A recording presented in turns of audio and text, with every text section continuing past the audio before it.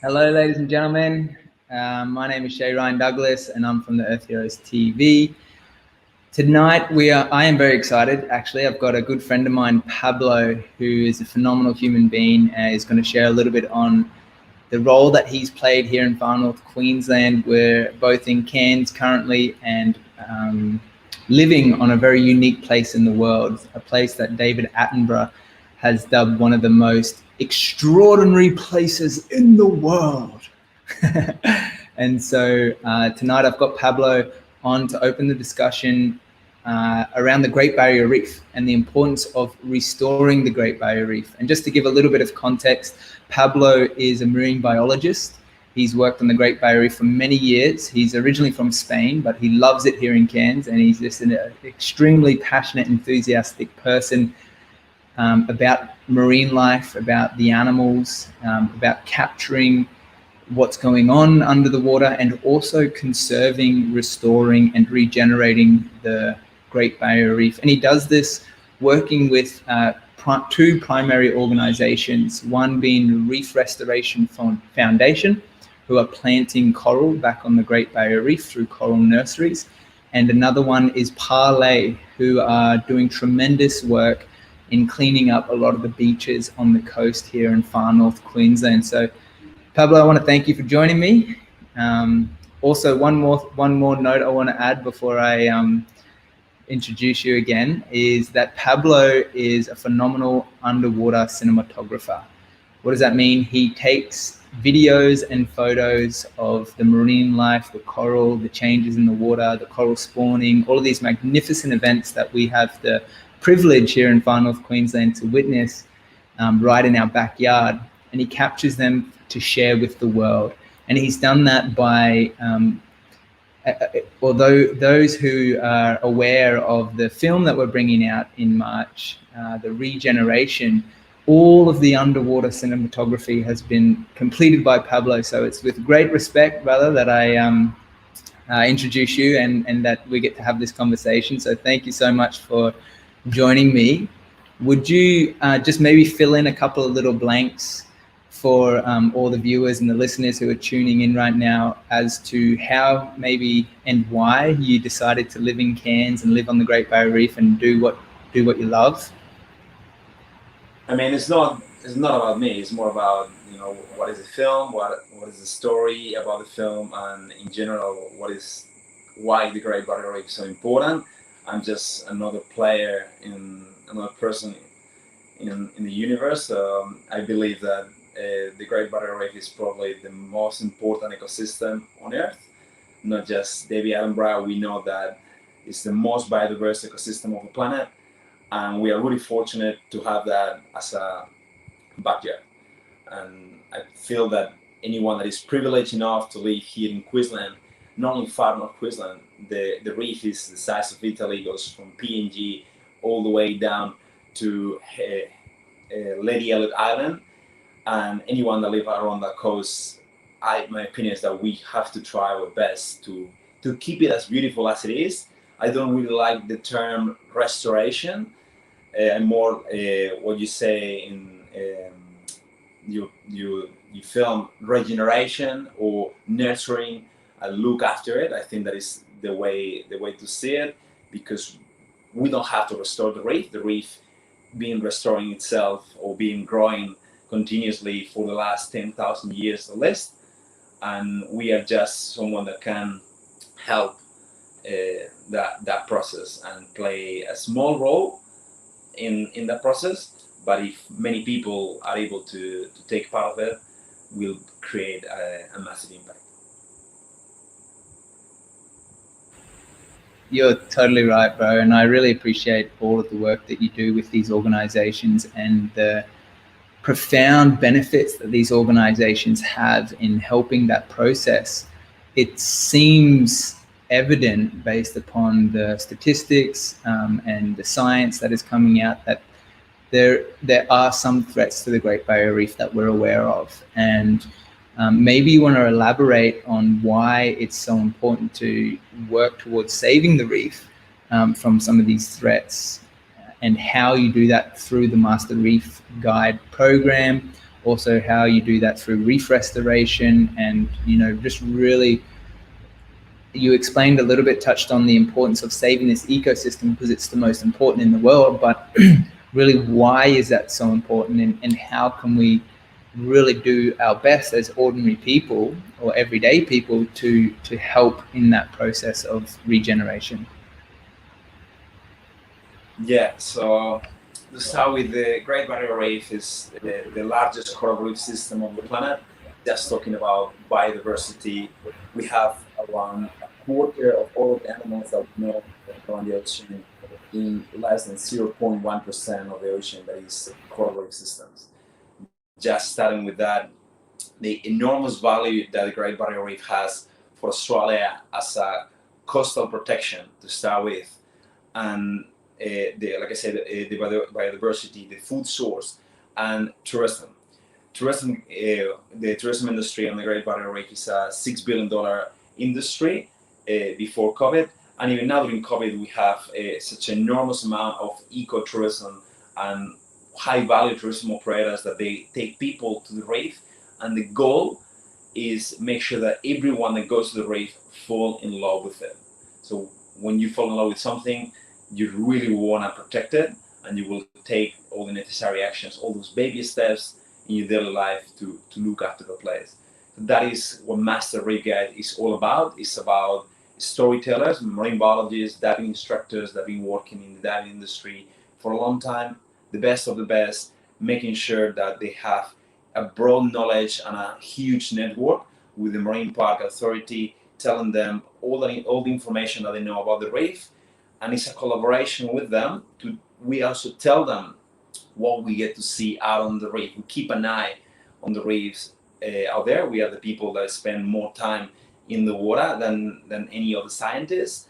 And what we get to see daily, weekly, and in our dive sites has an enormous value for them. So that program started 3 years ago, and now we are 62 individuals all along the length of the Great Barrier Reef, working in high-value tourism operators, and are operators that they do a lot of reef stewardship through you call it coral nurturing programs, for example, or doing marine biology sport day programs to teach school groups to learn about the reef, or just simple tourism operators that they want to take people out there and provide them a meaningful emerging experience. That is what the Master Reef Guide program is all about, having the whole tourism industry involved in a high level. So when people visit the Great Barrier Reef, they can go back home falling in love with it. That's our main goal. I love that, man. And it's like, how could you not fall in love with the magnificence of the Great Barrier Reef? If you've seen the trailer of our new film, The Regeneration, all of the underwater shots with the turtles and the dolphins and the manta rays and the coral, that was shot by Pablo, and that was here on the Great Barrier Reef. That is real footage, that is out there in the ocean. And these are the magnificent creatures that are living alongside us on this earth. And it's true, like, I truly believe what you said there, Pablo, around falling in love with the ocean and with these animals, and with just the magnificence of the clarity of the blue water on a beautiful day, and the stillness and the diversity of, going from the calm to the chaos when it's a storm, and it's just wild out there. And these unique events like the coral spawning that happens once a year. And maybe you could just share a little bit on the coral spawning event that you participated in. You got some really good footage of recently, and what even is the coral spawning event for people who don't know about it, and maybe the importance of the coral spawning event, and why is it so significant? The coral spawning for people that work on the Great Barrier Reef probably is the most exciting time of the year. We get to see how the ecosystem that we are in love with get to synchronize in a few days after the first full moon of November, or after the first full moon of December. When the tide is right, the effect of the moon, the water temperature, everything has to synchronize, and big part of the species of corals release sperm and eggs simultaneously. those sperm eggs float all the way up to the surface. Looks like a magnificent underwater snow storm, and I had the pleasure to witness that over 8 times already. What I got to see this year is not only about how good or bad is the coral spawning, which is really difficult to use that as a reference to estimate how good is going to be the future of the Great Barrier Reef. We never use that scientifically to estimate it, and it's also you cannot tell if the coral spawning was good or bad, because maybe it was really good but you didn't see it because at the time that happens you were not underwater, or maybe it was quite average, but because you were in the water in the best times when they were releasing the sperm and eggs, maybe you think that the spawning was magnificent. So what I get to see on the coral spawning and leading all this year is just the engagement that creates, and it's a positive story. We are so sick of hearing bad stories about the planet and the ocean, and it's a positive story that can really inspire people all around the world to see that the reef is alive, still kicking, still working, and that if we do the necessary actions to look after it, will still there for future generations. And also this year was extra cool because a lot of people, even with the difficulties of COVID restrictions and the downtime in the tourism industry, this year probably was one of the biggest engagements in the water, having people for all along the length of the Great Barrier Reef, so many divers, marine biologists, master reef guys, scientists, trying to get in the water to film the event, and the best, communicating amongst each other and with the media. So something that we've been working a lot during the last few years, and this year was awesome to see that great collaboration that I believe that is the key of conservation. Yeah, I totally agree with you, man. And I love how you shared. This is all about sharing the positive news. That's what we don't hear enough of these days. So often we get bombarded with the doom and gloom and the fear and the sabotage of what's going on in the ocean. But the reality is it is still alive. There's still an abundance of marine life and coral species. And even going out to one of the local islands here, Fitzroy Island, I was just snorkeling off the coast and I seen sharks and stingrays and turtles and so much coral. And it's like, wow, this place truly is magnificent. And yeah, I really love how you guys now are really coming together to work together, particularly there are a lot of organizations now in Far North Queensland who are looking to do their part for the reef and for the marine life. You know, there's so many, there's the GBR Legacy, there's the Marine Conservation Society, there's Reef Restoration, there's all of these, there's CAFNEC, as well as all the beach cleanup organizations. So many.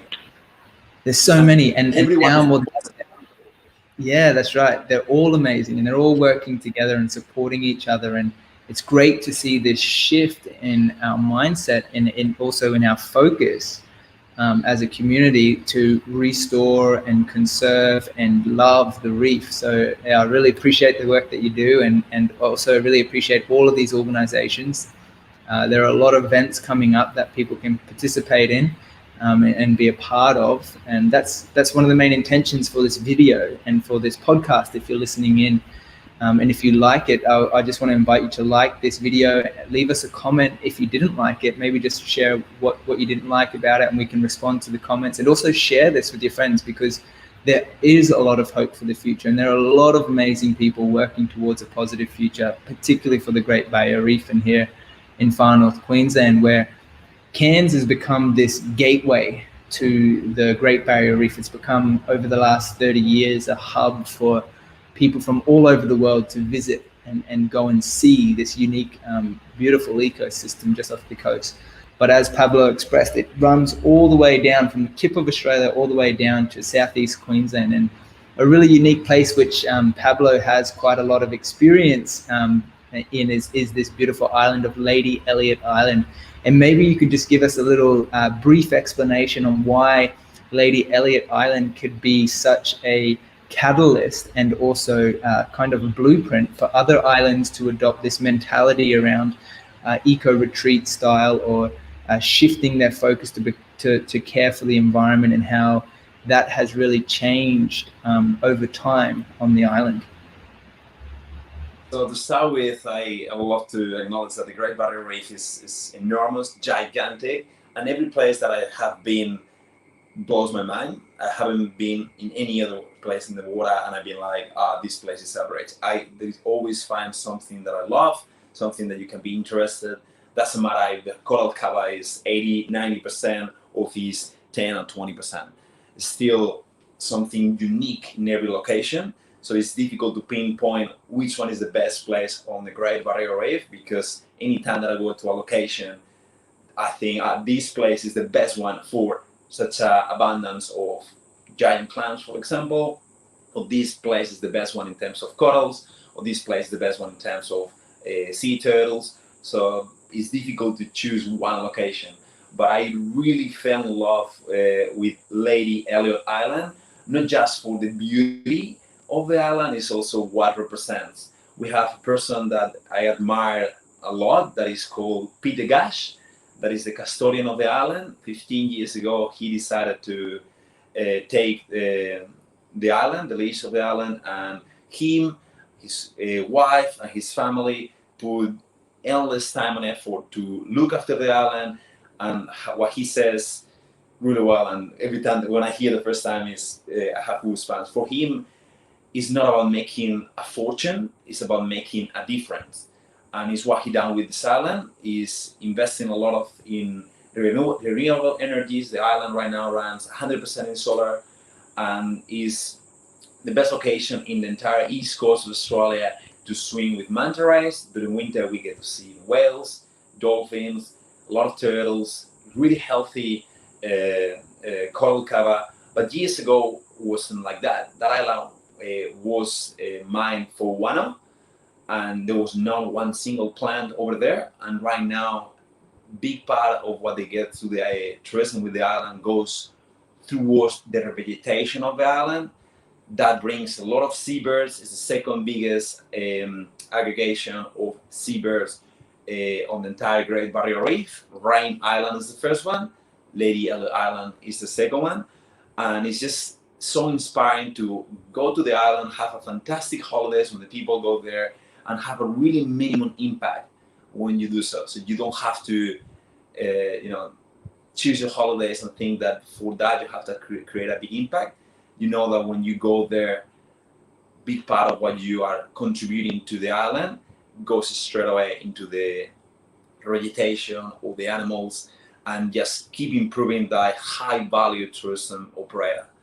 And at the same time, I really like that, see them that they are fully booked.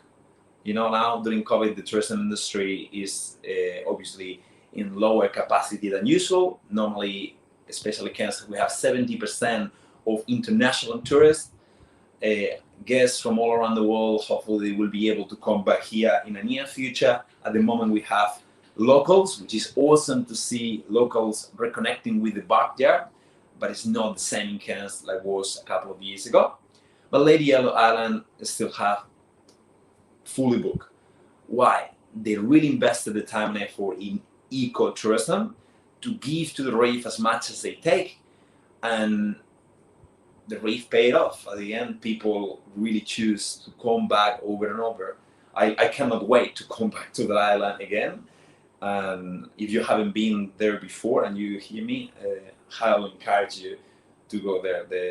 The interpretation of the guides over there, the experience on the island from the moment that you fly there or you fly back with a small plane, and they tell you all along the east coast of South Queensland to the time that you arrive on the island is magnificent. And that is great for the rest of all the companies, because they see how awesome Lady Elliot is and how well it's doing. So they can get also inspired to be as good as them and try to do all those eco initiatives to have the level of tourism, ecotourism, to a really high standard for the future guests. So yeah. Sorry, I can talk about Lady Elliot forever.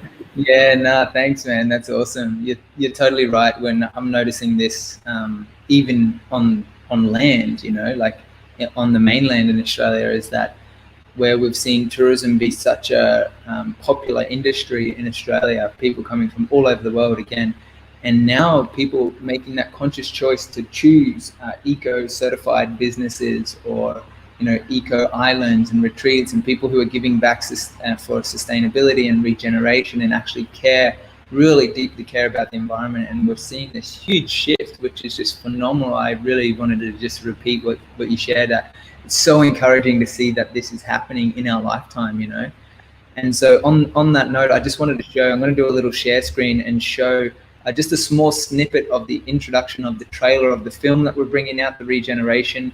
Again, you can see some of the underwater cinematography that Pablo's taken, and a lot of this was at Lady Elliot. Some was in Cairns, but a majority in Lady Elliot as well. And so it's phenomenal little moments captured. You can even see in the background of this video is a screenshot of the footage from Pablo as well. So here it is, guys, just the introduction. Magnificent all of life little is energy. underwater. The sun's light allows plants to grow, fruit to So ripen, much and coral to beautiful shots. Humans have the Pablo's ability captured. to harness the flow of nature. But in today's world, are humans truly And, honoring the ecosystems of our I'll just planet? pause it there. The main message of this film is to acknowledge that yes, we do have some challenges in our lives, which is pretty standard for everyone in all of their lives, but we do have tremendous amount of positive solutions. And I really wanted to just share or wanted to hear from Pablo, maybe to share a little bit more on what some of those solutions are. For example, what is Reef Restoration Foundation, and how can the average everyday person help to restore the Great Barrier Reef? I'd really love to hear from you, Pablo. So first of all, I like to acknowledge all the organizations that we have up here in North Queensland, going from Port Douglas to Cairns. Everyone is doing a fantastic job, putting the time, effort, sweat and tears into doing what they are passionate about. I had the fortune to collaborate and volunteer with the majority of them, and I'm really proud of the evolution and big effort that everyone is doing. And one of the things that I always believe is this, the collaboration amongst all those organizations is a key component to the region and to the reef. And I'm fortunate enough to spend my time off also in the water, what I do when I'm working. And I would love to talk about reef restoration because the people that fund it and run it are incredible. It's funded by Gary McKenna. It's a guy that is an electrician, fell in love with Fitzroy Island while he was working there, and decided to take part of what he decided to take part of the protection of the island. And he had this idea to start to plant corals back into the island.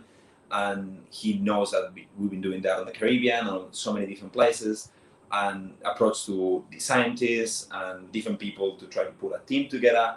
To in December 2017, finally got a permit, and we started to put the first underwater trees. What we do, we find corals on the reef that we know that they were really capable to tolerate heat during the summers of 2017 and 16. They were really, really hot.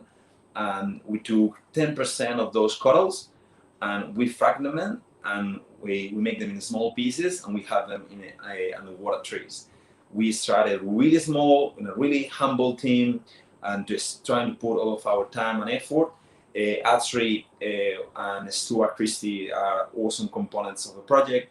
And especially Asri, the time that he put into this project is just another level. And yeah, sorry to interrupt you, Pablo. I just wanted to pull up the website for Reef Restoration on the side there as you talk about it, just to give people some context as to what the trees are, how the nursery works.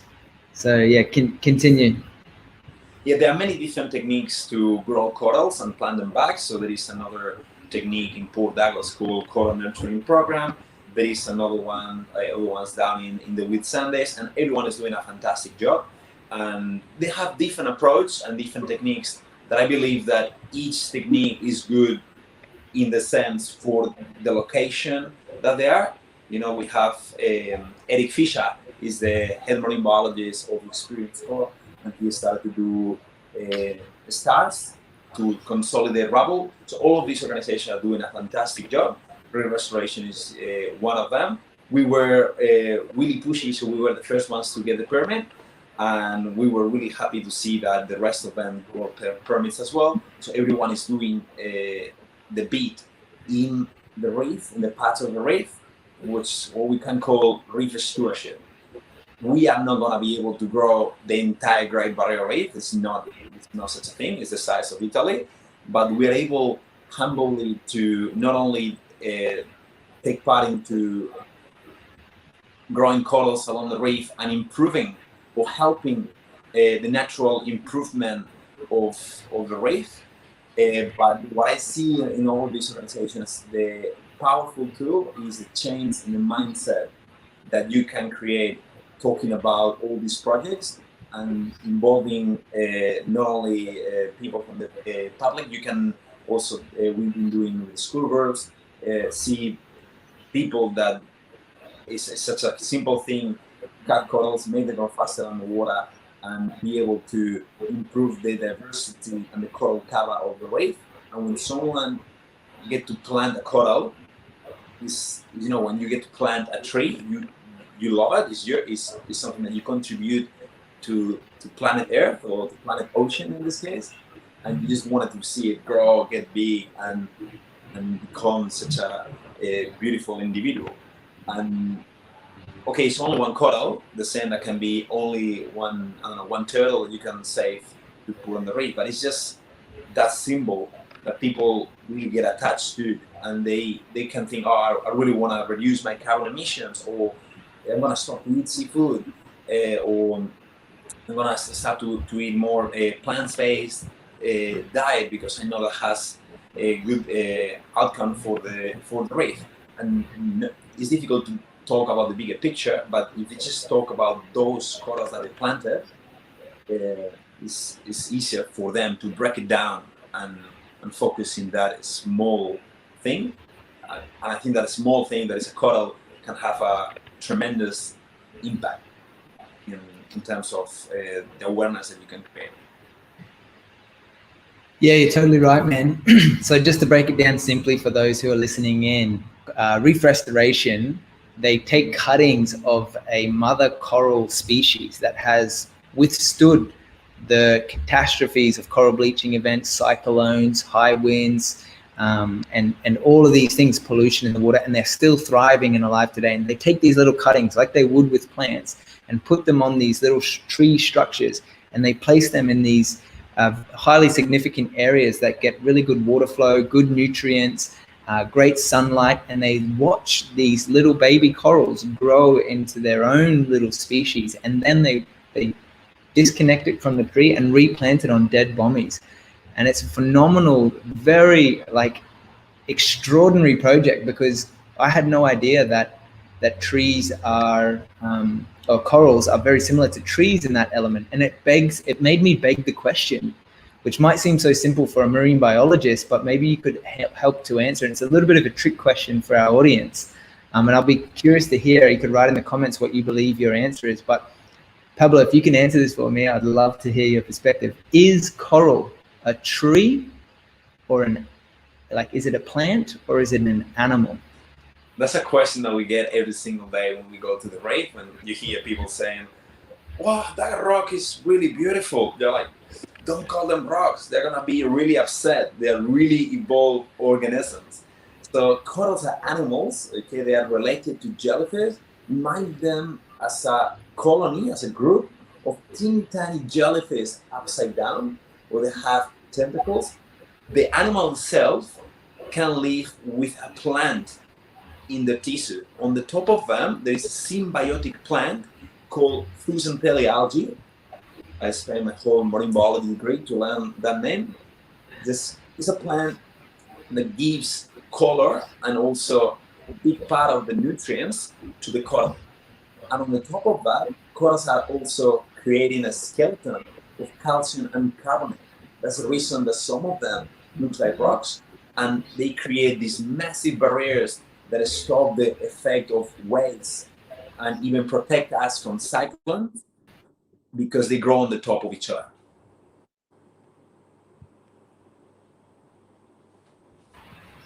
Yeah, I love it, man. Thanks for that explanation. And that's, again, one of the beautiful things that you do as a marine biologist in these organizations is to help educate the people to understand the magnificence of this ecosystem of the Great Barrier Reef so that we can fall in love more with this beautiful environment that is literally in our backyard.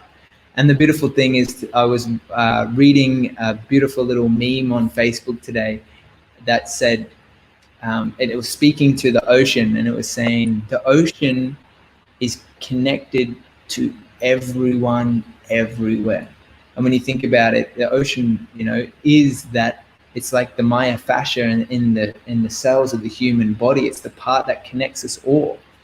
And so it's vitally important to take care of the ocean and what's going on in the ocean, because it is a part of everyone. It's actually taking care of humanity. If you really strip it back to the basics. And something that I want to lead on to and also invite our viewers and listeners to join us on is this Sunday. There is a local here in Far North Queensland in Cairns beach cleanup happening just by the Cairns airport. I'll put the invitation to the Facebook event in the comments section. But maybe, Pablo, you could just briefly touch on for us the work that Parlay do as an organization in helping to protect us from the horrendous amounts of plastic that is out there in the oceans. And so talk about Parlay, we can be talking here for a long time due to Parlay is a global organization. The headquarters are based in New York, and we operate right now in 30 different countries. One of them is Australia. We are really active here, and the headquarters of Parlay Australia are here in Cairns, are run by our CEO, Christian Miller, incredible underwater videographer and ocean conservationist, and Maren as well. And we have another two core crew, Matt and Angie, that are the coordinators. I do work for Parlay in a casually basis. I don't work for them full time, but definitely I'm a full-time volunteer. And I mean, like I said, we can talk about Parlay a lot. Parlay, the most important thing to know about it is that we operate in a global scale, and we really target the problem through partnerships. And our goal, and we've been succeeding on it, is to change industries. For example, in terms of the clothes industry, Adidas is one of our major sponsors, and Adidas changed the clothing to the point that we created a new material called plastic ocean. So what we do, we use the plastic that we collect in beach cleanups. We are able to transform that plastic into raw materials to create shoes, t-shirts, pants, you name it. And Adidas is able to be able to sell those products, and with the resources that we get through it, we're able to clean more again.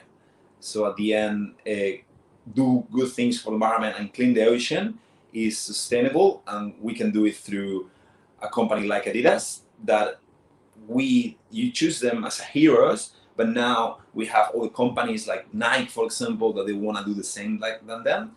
So in that sense, we changed the whole cloth industry to see that many other materials and many other companies are trying to do the same now.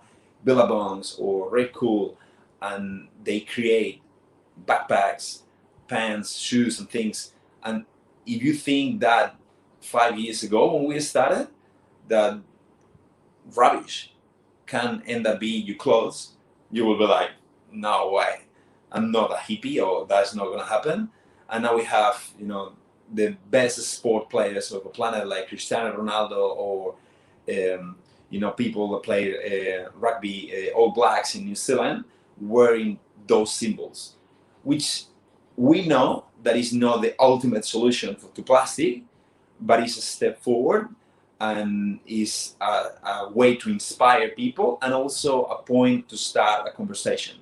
We provide reusable bottles, still reusable bottles in our cleanups as well, and the shirts, so people, not because people can go around and have the palette branding. It's more about having a conversation with the people around you, and that's what palette means. We know the solutions. A lot of people know the solutions towards plastic pollution, and the way to tackle and the way to approach to them. We need to get together.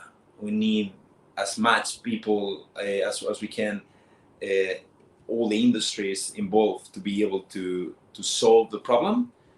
And that would mean what PALE means. PALE is a conversation amongst different organizations and different entities to be able to fix the problem.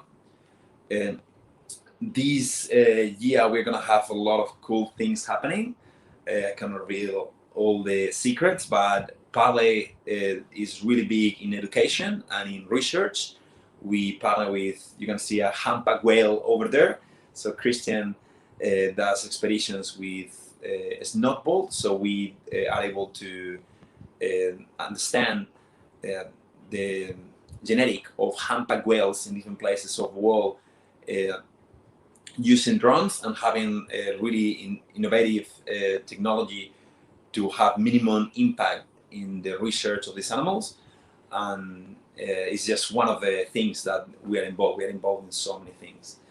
In Australia, because we are based in Queensland, our heart is really put up north in Cape York, and it's one of the most polluted areas of the entire country. And we've been up there several times removing tons. We're talking about tons of rubbish per kilometer. And as much as when you get out there, it's overwhelming to see it. We're really fortunate to have such an awesome bunch of volunteers that I don't know where they get the energy from, but just showing up so many times and so many cleanups all around the year, coming for weeks to do cleanups with us. So we are really, really fortunate to have them, and we are really grateful to have people like that in Cairns.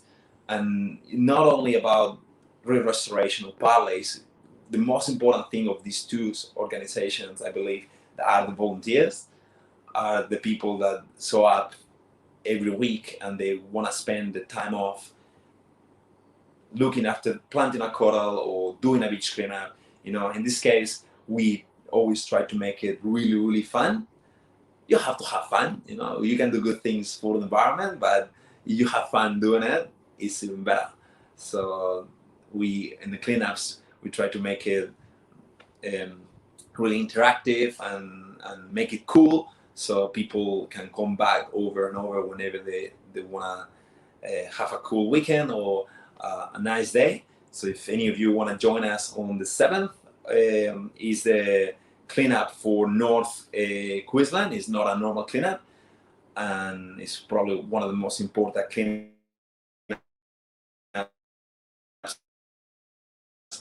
up here of the year.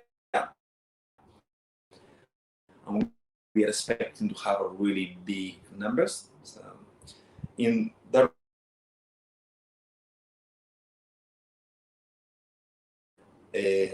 airport committed to clean the mangrove area that they have around it, astonishing spot.